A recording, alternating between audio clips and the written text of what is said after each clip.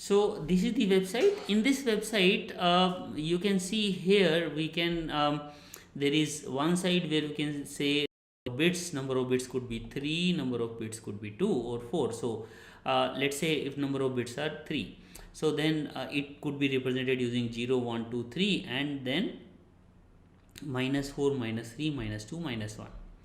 Okay, and similarly using 4 bits. So there are 4 ways of representing here which has been shown. Let's quickly have a recap here. These are the positive numbers which we discussed first, that 0, 1, 2 up to 15. Okay, so this is the positive number circle. If we are doing it in a signed manner, then we see this discontinuity is happening at 2 places. So we are doing 0, 1, 2, 3, 4, 5, 6, 7, and after that, because this 1, 0, 0 is, this is a sign notation, sign magnitude. So basically 1 here means negative number, and the rest of the 3 bits represent magnitude. So you see there is a discontinuity. From 7 we came here to 0, and similarly here this is a negative number, and if I add 1 to it, then it becomes 0, 0, 0. So there is a discontinuity here also. So essentially in a signed representation there are 2 discontinuities, and a representation works like this. In 1's complement, you again see there are 2 issues. One issue is that there is a discontinuity here. So if I add 1 here, from 7 it became minus 7. This is a continuous thing. Minus 7 adding plus 1 is minus 6, adding plus 1 is minus 5. So that means going in a clockwise direction is addition. But here also this is not discontinuity, but this is a kind of an error, that this is also 0, this is also 0. There are 2 zeros in the same number circle, and this is how we can see 2's complement. So if you want to play a bit, you can play using this particular website and have some fun. Okay, so let's get back to the presentation. And so now after understanding it from the number circle perspective, let's have some theoretical background, or let's have some mathematical representation of this number circle, or this particular type of number representation. This particular number representation is called 2's complement. Why it is called 2's complement, we'll see. So here I can mathematically define it, that if a number is u, then its magnitude is representing 2's complement. If number is negative, then 2's power n minus magnitude of u is actually 2's complement. Because it is 2's power n, so it is called 2's complement. And since 2's power n, 2's power, we can also represent this using inversion, or inverse, or logical invert of u, and then plus 1. So this is an easier way to find out 2's complement. So we can invert all the numbers and then add 1. That would be the 2's complement representation of any negative number. So as seen from our circle lines or number circle, we see couple of properties here. One property is there is single 0. The other thing is, you can see that MSB, most significant bit, if it is 1, then number is negative. If most significant bit is 0, then that number is positive. So this is also a nice property. So that means if I want to see whether a number is a positive number or a negative number, I need not to do any other calculation. I need not to, for example, subtract bias or do some other comparison. I can directly look at the most significant bit. If that bit is 1, then number is negative, otherwise number is positive. Okay, the other thing is that I can always find negative of one number using 2's power n minus of that number. So which essentially means that negative of a number I can find out using this 2 power n minus minus that number. So that means if I do further negation, that the number will become positive. So let's say if there is a number minus 13, I represent using this 2's complement notation. It will become plus 13, and then again I do negation, then again it will become 2's power, then again it will become negative number. Okay. The other thing is range of the number would be minus 2's power n minus 1 to 2's power n minus 1 plus 1. I think there is a mistake here. So yeah, this should have been a minus sign here, not positive sign. So for example, for 4-bit numbers, the range is from minus 2's power 3 to 2's power 3 minus 1. So that means range is from minus 8 to 7, positive 7. So this is the range we get from 2's complement. And the other thing which can be proven easily, that addition, subtraction, multiplication all can be done intuitively, can be done using a standard binary addition method in 2's complement notation. So if I want to add two numbers, I can take 2's complement of these numbers can be represented in 2's complement notation, and addition of those numbers using a binary arithmetic will give me correct results. Although one of the number could be positive, one of the number could be negative, or both the numbers could be positive, both the numbers could be negative, it always give me correct result using the simple binary addition method. If I want to do subtraction, then the best way is that whatever number I want to subtract, I should take 2's complement of that number. So I should represent that number as a negative number. Let us say that number was a negative number and I want to subtract that number. So taking 2's complement of that negative number will become the positive number. So let's say the number was minus 13 and I wanted to subtract this minus 13. So after taking 2's complement of that minus 13, it will become plus 13. So that's how this negation rule is helping me, that I can do the step would be, first I need to take 2's complement of that number and then add it like a regular addition. And interestingly, even if I multiply two numbers using 2's complement, then the result will always be correct. But here a caveat is that there is no overflow assumed. So that essentially means that if I am adding 4-bit number, I am multiplying 4-bit number with another 4-bit number, the output should not be more than 4-bit, then the result would be correct. Otherwise it may not be correct. So there are always ways to fix it. So that's why multiplication is also workable, or is can be worked out using this 2's complement arithmetic. So I can understand that it's because it's all theory or using formula, it doesn't sink into our mind. So let's take some examples and see that how addition or multiplication will work.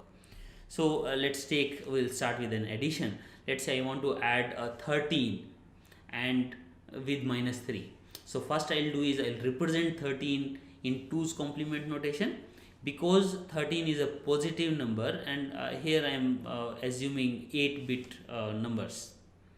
Okay, this method of 2's complement work for any number of bits, but I am showing it using 8 bits here, so it is just an example.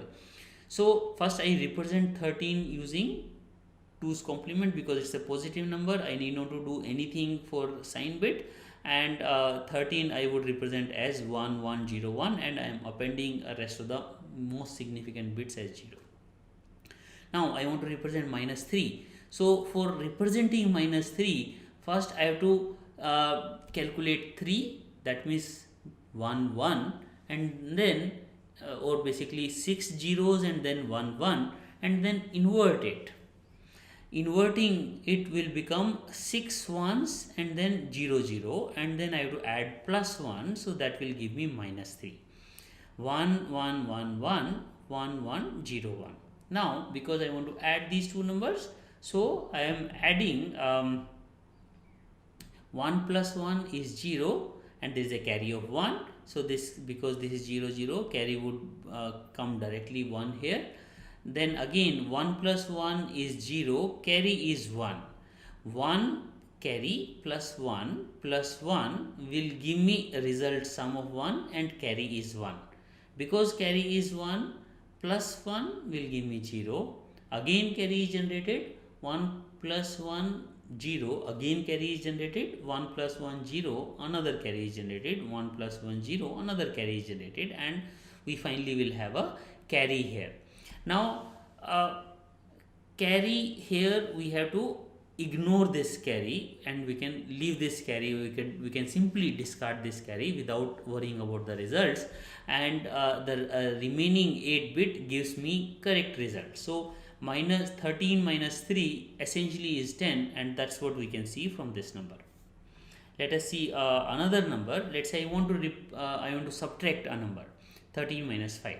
So again what I will do is 13 and then take 2's complement of 5 and then add these two numbers. So essentially all subtraction would be converted into addition. Okay, and there is no so because negative numbers would be represented in 2's complement form, everything is addition here. Now in the same way, because in the same way if I do this subtraction, then I would get a correct result here. So 13 would be represented by 0 0 0, 1 1 0 1, and 5 minus 5 would be represented if I will calculate. So minus 5 is 1 1 1 1 1 0 1 1. How do I got it? So basically 5 is 1 0 1. If I inverse it, it will become 1 1 1 1 0. This is 1 and then 0 1 0 0 1 0, and then I have to add plus 1 out of it, so it become 1 0 1 1. So this way this minus 5, 2's complement of 5 would be calculated, and if I add both of them, then 1 plus 1 is 0, carry of 1, and this carry of 1 I add from to 1, then it is again 0, carry of 1, and this carry is added to 1, so output is 0 here. Now 1 plus 1 plus 1, sum is 1 and carry is 1, and now carry would be propagated here. So this will all be 0 0 0 and there would be one additional carry. Now let us see how will it work for multiplication. So here, to make my life simpler, I am taking 4-bit number, so there would be only 4 partial products. So let's say I want to multiply 2 and minus 3. 2 is 0 0 1 0 and minus 3 is 2's complement of 3, that means 1 1 0 1. Okay, so if I multiply using this, how do I multiply? So first bit 1 I will multiply with this multiplicand. First bit of multiplier is multiplied with multiplicand 0 0 1 1 1 0, and then I will shift, I will put a cross here. We remember all our decimal multiplication tricks. So because multiplier, second bit of multiplier is 0, so we can simply say 0 0 0 here.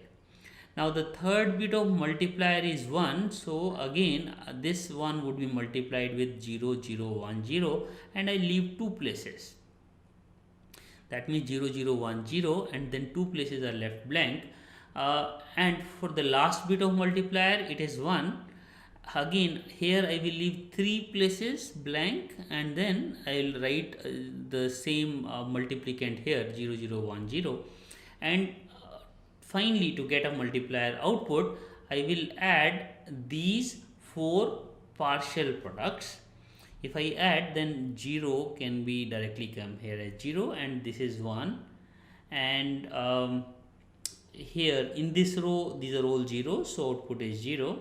In this row there is only 1, so output is 1. In this row there is only 1, so output is 1. So similarly we can do this partial addition. And because as we mentioned earlier, we are not going to consider overflow, only because my input was 4-bit, this was also 4-bit, my output I have to consider only 4 bits.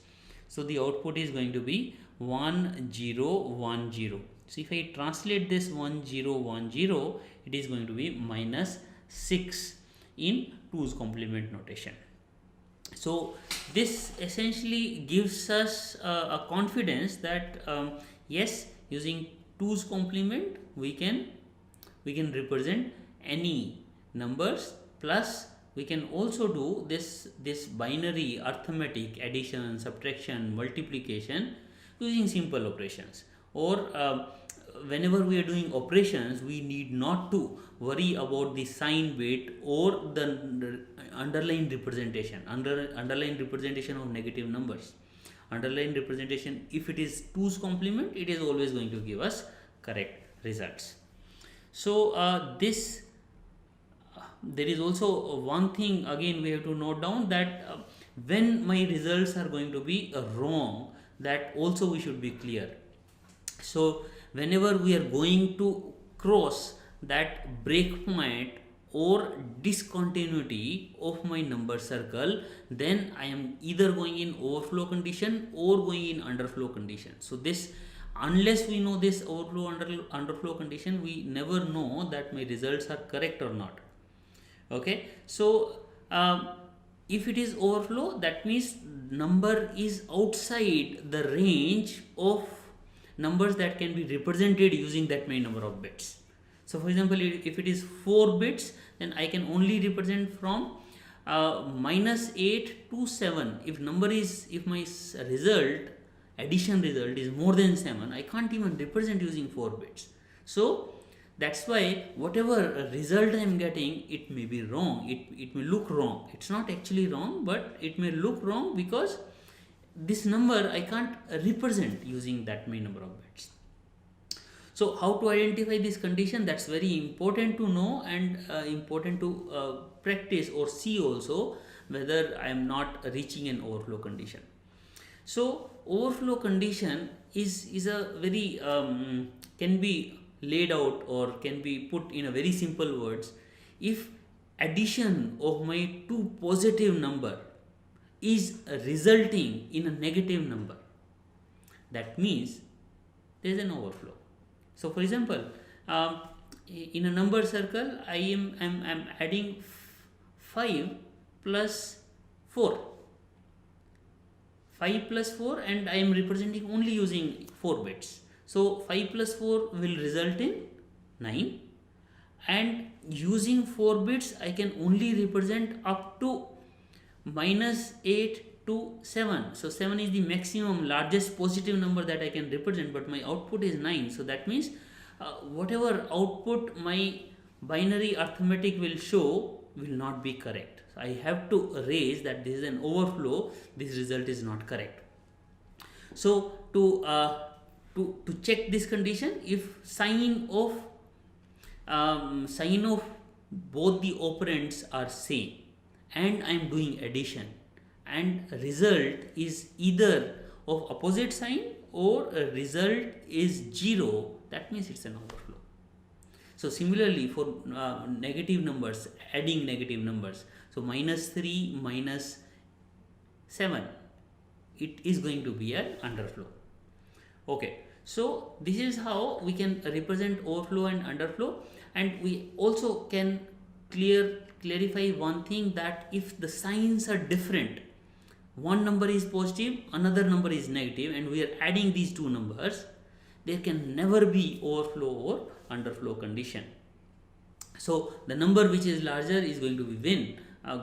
So for example, I am adding plus number plus 5 and I am adding minus 8, plus 5 and minus 8 I am adding. So whatever number is larger in magnitude your number will become of that particular sign, but it is not going to be overflow or underflow.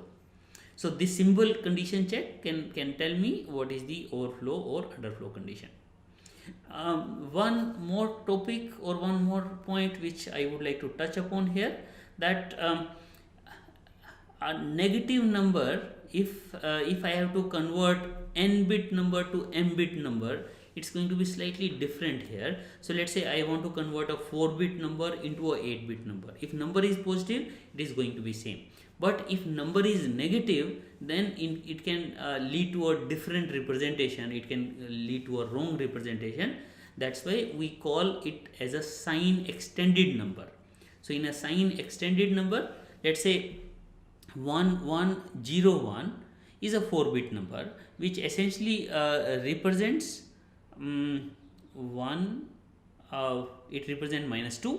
So this -2, if I want to represent in 8-bit, then I need to remember that because it is -2, so its sign bit has to be 1, and -2 would in 8-bit would be 2 to the power 8 minus 2. Okay, so that means that this either I need to recalculate this number, or the easiest or a trickiest method would be that whatever is the sign bit here, if I extend that sign bit to the larger, like rest of the MSB numbers, let's say m bit is larger and n bit is smaller, okay, then m minus n bit I can extend as a sign bit, then the number representation would be correct. And this sign extension will work even if my sign bit is 0, because then I would be extending zeros all the way. If sign bit is 1, that means I am extending it for the negative numbers, and it would give me an easy method of converting from 4-bit number to 8-bit number, or 8-bit number to 32-bit numbers. The representation is fast, and otherwise the ideal method would be I had to do, for example, I need to convert from 8-bit number to 32-bit number. I need to subtract that number from 2 to the power 32 minus the magnitude part. So this sign extension trick can make it little fast. So here I would like to close, and I can summarize that overall in last half an hour 45 minutes we have understood what could be various ways of representing negative numbers. So one thing you may be thinking at this point, that if we are not going to use 1's complement, sign magnitude, 2's complement, why we are studying all those things, or why was the only motivation to study those things were to find flows in all those numbers? We can here I would say that it's not like that. Each of them has its own purpose or its own qualities. Sometimes we do use sign magnitude number also, sometimes we do use offset or biased method of representing negative numbers as well. We'll see in some of the later classes that how do we use them. Okay, the other thing which we have learned in this class is how to do arithmetic operations. So this class would remain incomplete unless we do practice a lot of questions, or we do some of these things ourselves. So I would be posting a tutorial after this class, so that you can work on those questions. Some of those questions I would put as a solved questions, and some of the questions which you will try to solve yourself. Thank you very much.